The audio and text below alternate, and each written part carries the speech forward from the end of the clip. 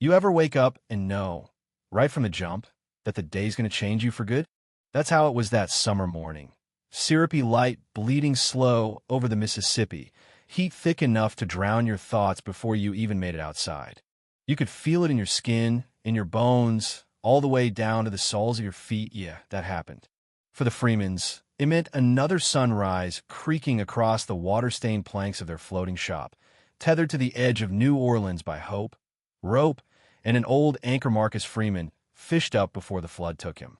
Everything smelled like river muck and sweet rot, engine oil and secrets older than any of us.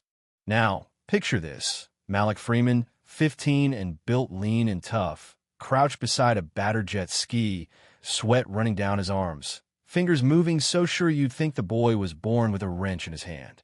He didn't say much not since the storm, but he listened. Listened to the way an engine coughed or a bolt whispered just before it broke. Listened to the quiet in the shop that held more pain than most folks could stand. His brother Zion sat nearby on an overturned bucket, homemade fishing rod dangling, humming to himself and ignoring the way his stomach growled because in the Freeman house, you didn't complain about hunger. Every breath had to earn its keep. Their mother, Renee, moved through it all like a shadow and a commander, her hands rough, her eyes so tired they made you want to cry for her. But she didn't ask for pity. She was keeping them afloat, literally counting coins that never added up and checking supply lists that hadn't changed in weeks. Tourists downriver steered clear of their end of the bank, as if poverty might jump the gap, heading instead for the marinas where clean hands sold them champagne and dreams. Malik would watch them, sometimes not jealous, just curious, like he was studying a different species. But you know what I mean when I say a kid like Malik shows up anyway, every day, wrench in hand, fixing motors, charging dead batteries, swapping parts on busted boats for folks who still remembered paying with favors instead of plastic. That morning, just as he finished replacing an impeller and went for the jug of warm water by the fan that never worked, he spotted something downriver, a flash of orange, sleek and wrong, moving too clean for that part of town. It was a sub, a sports sub, shining like fire, steered by a woman who didn't belong anywhere near their floating shop. White, young, gold-rimmed glasses, linen suit so sharp the heat didn't even touch her. She cut her engine and drifted up to their dock with this casual, calculated smile. "You the boy who fixes everything?" she called out. The river itself seemed to hush. Malik just stood there, wrench still in hand, every muscle waiting for something he couldn't name. That sub, it didn't bob like a normal vessel, just hovered quiet and wrong, like a jewel dragging a secret through mud. The woman's name was Charlotte Hawthorne. She said she needed help. Her team in Baton Rouge wouldn't make it for a week, but her toy needed fixing now.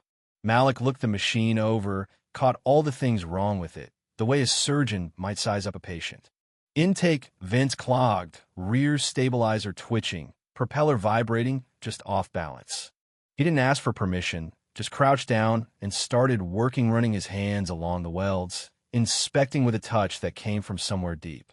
She watched, arms crossed, sunglasses hiding half her face, not saying a word. When he was done, he told her, "I'll need an hour, maybe 2. She didn't argue, just nodded and perched on a crate like a queen waiting for tribute. That's the thing. Malik was always quiet, always working, always trying to piece together the world by fixing what everyone else gave up on. While he worked, his mother watched from the door. Zion pauses fishing, everyone tense as if that sub had dragged more than just money to their door. But Malik finished the job, replaced what needed replacing, and brought the beast purring back to life. The woman looked impressed, barely tossed him a $100 bill, and said, "You might be just what I've been looking for." Then she left as quick as she came, her sub sliding downriver like a rumor you couldn't chase.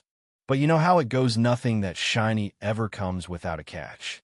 The next morning, Malik barely slept, mind racing with the things she'd said, and when a black luxury car showed up by the river, he already knew who it was. Charlotte, this time in an ivory suit, shoes too clean for the mud, stepped out and handed Renee an envelope. For yesterday's miracle work. $5,000 and a business card inside. She wanted Malik on her payroll, wanted him working that sub, said she'd buy them a real house, not charity, just fair payment. The offer should have felt like winning the lottery, But Renee looked at that check and saw something dark hair a hook buried deep. Malik spoke up first, agreed to work, but only on his own terms, his pride pressed up tight against his hope. The deal went through before they could think twice be noon. A moving truck brought them to a little white house on dry land. Windows that didn't leak, a fridge that hummed, a bathroom that flushed. For the first time, Malik could almost see a future that didn't float away with the tide. Zion ran wild. Renee cried in the kitchen. Malik stood in the doorway, weighed down by the feeling that this was only the beginning. Charlotte kept coming back, always calm, always watching. She offered Malik work on the sub every day, upgrades, maintenance, field prepper team would handle the tech, but she wanted his hands on the machine. One morning, while running a diagnostic, Malik found something hidden inside the sub, a serial number carved where no one would ever look. MF, his father's initials. Marcus Freeman, the engineer who disappeared in a storm 3 years earlier. The same man Charlotte never mentioned. That sub wasn't just advancedite, was built on the bones of his father's work. He started looking closer, found a hidden module, old and battered, not part of the original design, labeled with his dad's division. The lies Charlotte spun about innovation, about her tech, started to crumble. Malik confronted her, but she played it cool. Nothing but a little corrosion, she said. But Malik knew better. He recognized the design, remembered his father's words, his warnings, the sketch of a prototype too dangerous to share. Then came the twist.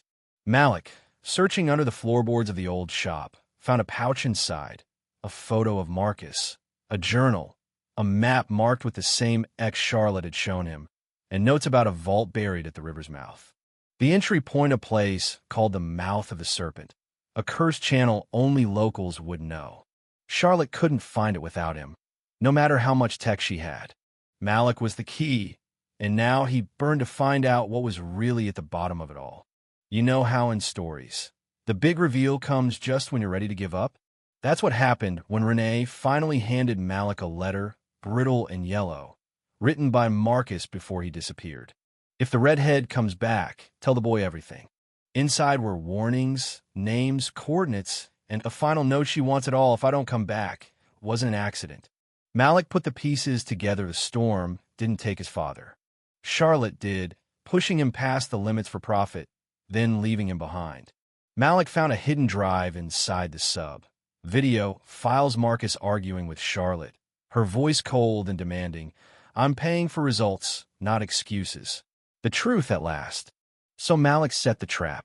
When Charlotte showed up for the Riverfront Innovation Expo, dressed to kill, surrounded by press and investors, Malik took the stage not to show off her sub, but to show her crimes. He played the recordings, his father's warnings, Charlotte's threats. The crowd erupted. Investigators called. The press swarmed. Charlotte tried to deny it, but the proof was too strong. Malik told them, "You built your empire on his grave." The dam broke. Charlotte's company collapsed. Investigations, headlines, investors running scared. Malik wasn't there to sue, claimed the patents, forced a public apology, and got seed money for his own marine engineering firm, Freeman Marine Technologies.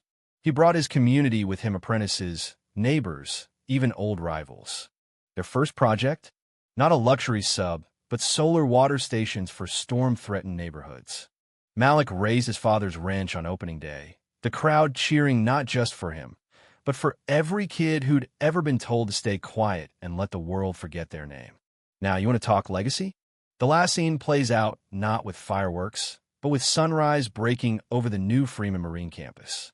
Malik, older now, stands on the dock, his first sub ready to launch a hybrid machine, born from grief and genius, engraved simply with MF01, for the ones who never got to speak.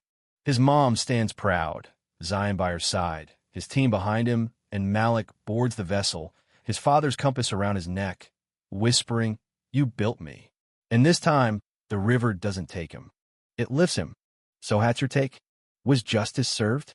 Is there ever real closure for families like the Freemans?